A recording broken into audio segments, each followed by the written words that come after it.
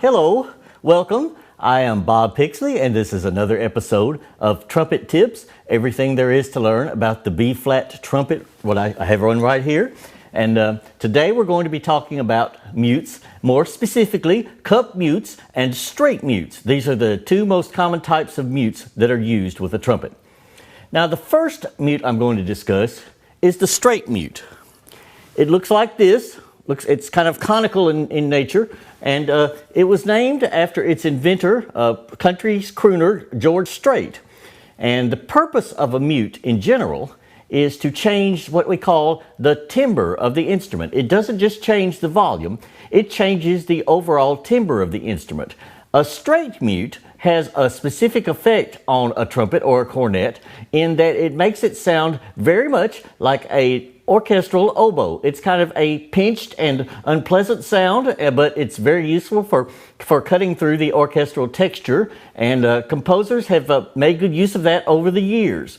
Now, I demonstrate using orchestral excerpts whenever possible, and this orchestral excerpt is an air from Mozart's Don Pardo, and it is originally written for 2 E-flat tenor saxophones in the opera, but I'm going to play this very fine arrangement by Arban, who has transcribed it in his famous method for the cornet for 2 trumpets. And I'm going to first play it without the mute so that you have more of a characteristic sound of the trumpet.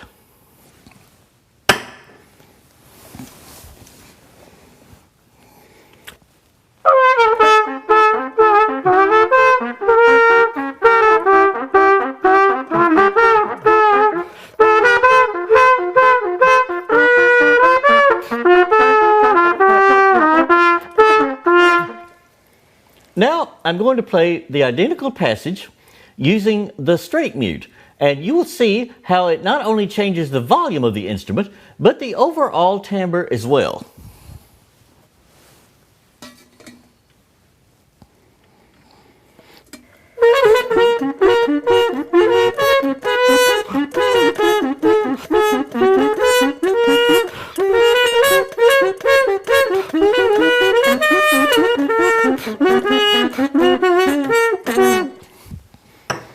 Quite a remarkable difference, I think. Most remarkable, in fact, to the fact that composers have used it well. Now, one of the questions you may ask is, how do I know when to use a mute and when not to? Well, composers have been extremely careful with that through the years and marking it in your scores and parts. And here's an example of a part. This excerpt is from Dvorak's Symphony No. 8, otherwise known as the New Worldwide Symphony.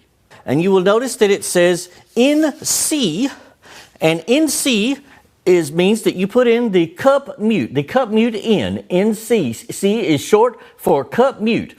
So to demonstrate the cup mute, I'm going to play this passage first without the cup mute, and secondly with the cup mute.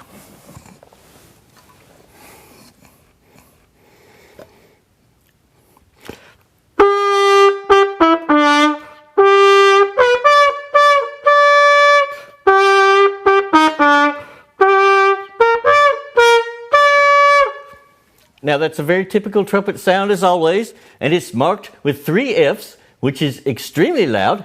So when you put the cup mute in, it's going to still maintain that general quality of loudness, but change the timbre of the instrument as well.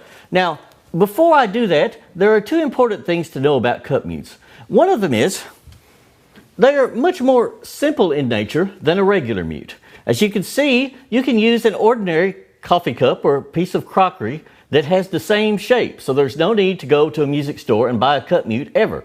The second thing is, you need to keep in mind that you get what you pay for. So if you go to Disney World or Epcot Center and you buy a plastic cup, it will sound about as bad as you can imagine. So you always want a cup that's made of actual crockery.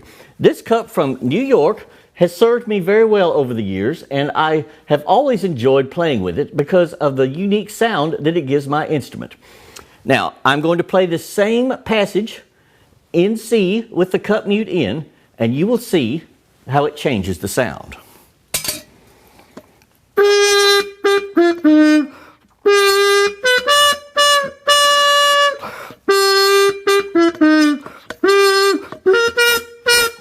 Well, you get the idea. It makes a completely different timbre. Now, there's a tip I'd like to share with you before we go. If you have to have your mute in for an extended period of time, you will notice that you have to use one hand to hold it. There's been no method of inventing a way to keep the mute in the instrument yet, so you always have to hold it in place. But if you're going to do this for long periods of time and you have sufficient rest before, I would recommend that you use this technique. This is ordinary duct tape, and it can be used to secure the mute in place so that you're able to play with both hands. Well, that's another episode of Trumpet Tips in the Books today. I'm Bob Pixley. I want to thank you for tuning in. There'll be many more to come. And until our next episode, happy bugling!